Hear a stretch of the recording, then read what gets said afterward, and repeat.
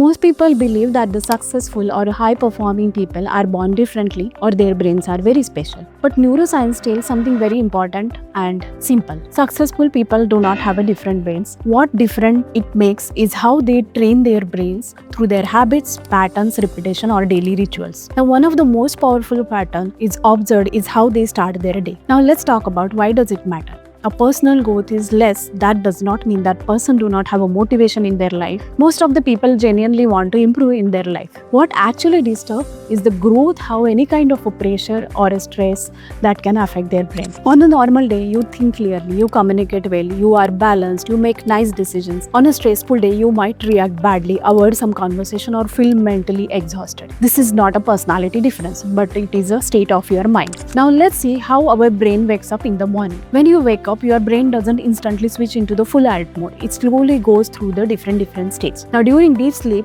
the brain is very slow and just before waking, it goes into the softer and receptive mode. This transition is very important because brain is very highly sensitive at this time. And most of us does the mistake of disturbing this state very badly, like putting loud alarm, instantly checking the messages, watching news, etc. As a result, nervous system moves quickly into the pressure mode that impacts the focus, decision and overall rest of the day. Let's talk about routine versus habit versus ritual. Here is very important and that is very different. A routine is something that you do because you are scheduled for it, like brushing your teeth after waking up. A habit is something like you do automatically, like drinking water after you wake. But ritual is done with awareness, with some intention, like reading a book in the morning. High performing people follow these routines but focus more onto the rituals. They build the rituals very strongly and especially in the first hour of the day. That sets their emotional tone for rest of the day. Now let's see some real world leadership example. Satya Nadella, who is the CEO of Microsoft, had shared that he begins his day with a brief moment of reflection, gratitude before he starts getting engaged into any work. That sets up the mind before any important decision. Jeff Bezos, he also had said that he avoids important decisions or meetings early in the morning. He prefers making key decisions when the mind is calm or fully present. Different people, different routines, but the principle is more or less the same. Now let's see why visualization or the intention matter. Visualization is often misunderstood. It does not mean imagine something which is not real. It means mental practice of some action. Now research shows that when people imagine performing a particular task, the particular region of the brain gets activated and it is same as person is actually doing that real task. So visualizing calm in the meeting sets the focused work and it makes the nervous system very calm. Now let's talk about another important activity of the morning is moving your body and sunlight. Even a few minutes of gentle movement increases the blood flow and neural activation. You don't need intense workout in the morning.